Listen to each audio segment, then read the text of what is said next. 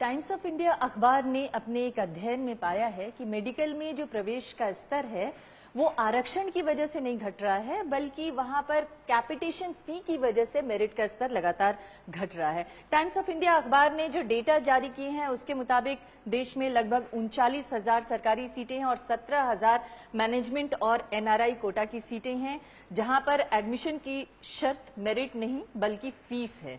और times of India की study ये बताती है कि उसने 57,000 स्टूडेंट्स पर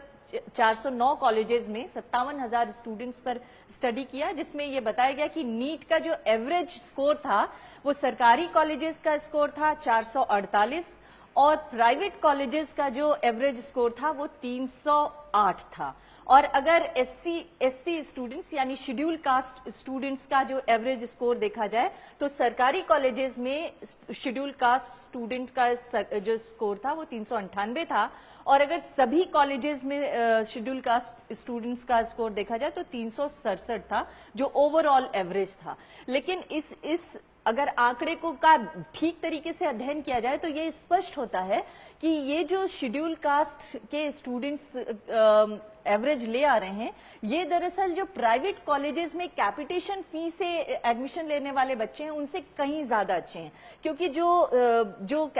कैपिटेशन फी देके एडमिशन हो रहा है उसमें 211, 212 नंबर पर भी एडमिशन हो जा रहे हैं, चाहे वो एनआरआई कोटा हो चाहे मैनेजमेंट कोटा हो। तो ये एक तरह से सत्येंद्र रंजन हमारे साथ, हमारे सहयोगी। सत्येंद्र, क्या ये एक तरह से ये नहीं दिखाता है कि दरअसल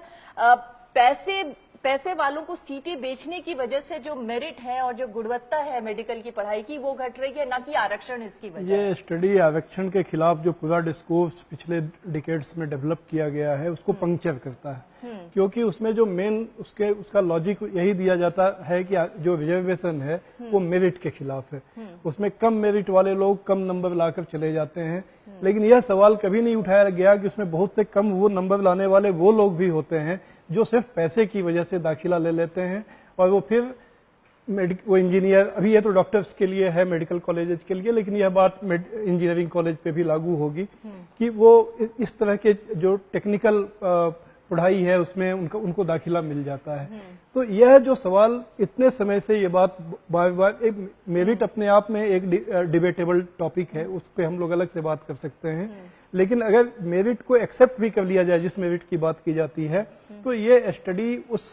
पूरे डिस्कोर्स को पंक्चर कर देती है कि रिजर्वेशन जो है वो एंटी मेरिट है। जी, हमने तो यहाँ तक देखा कि अगर एनआरआई या मैनेजमेंट कोटे में 211, 212 नंबर आ रहे हैं और 19 लाख या 20 लाख आप फीस दे रहे हैं तो आपका एडमिशन आसानी से हो जा रहा है, तो फिर मेरिट कहाँ पर डाइल्यूट हो रही है? ये तो अमीर लोग साफ बता सकते हैं। इसके लिए किसी तर्क की जरूरत नहीं है और किसी आईने की भी जरूरत नहीं है, आईना उनका मेरिट खुद बता रहा है। लेकिन बात यह है कि जब ये सारी चीजें हो रही हैं तब भी आरक्षण को इतना बड़ा मुद्दा बनाया जाता है, वो मुद्दा कैपिटेशन फी को लेके क्यों नहीं बनाया जाता? इसलिए नहीं बनाया जाता है कि इसमें जो लोग ये मुद्दा बनाते हैं उनका वेस्टेड इंटरेस्ट इसमें है। जो समाज का जो तबका जो बहुत पहले से प्रिविलेज्ड क्लास है वो अपने प्रिविलेज को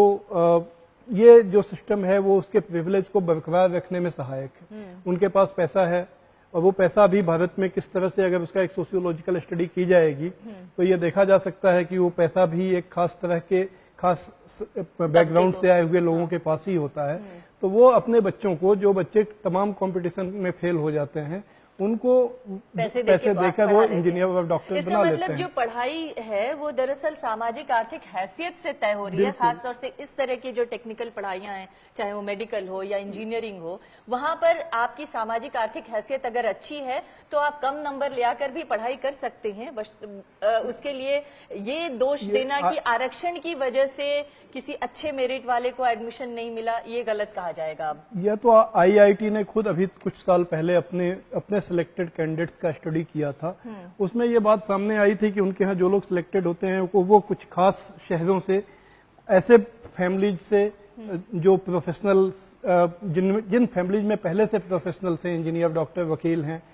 मतलब एक जो उनका पारिवारिक बैकग्राउंड है ये बहुत मेजर रोल प्ले करता है। कोचिंग की सुविधा, पढ़ाई की सुविधा, कंप्यूटर की सुविधा जिन बच्चों को मिलती है,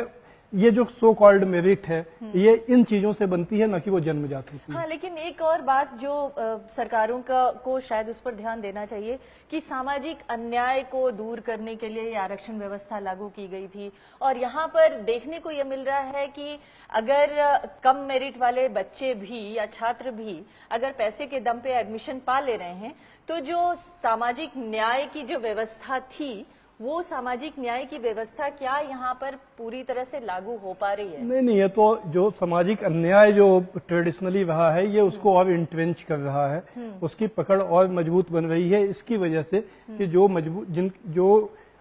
उस तरह की पृष्ठभूमि के लोग हैं जिनके पास पैसा और सामाजिक ताकत है, वो अपने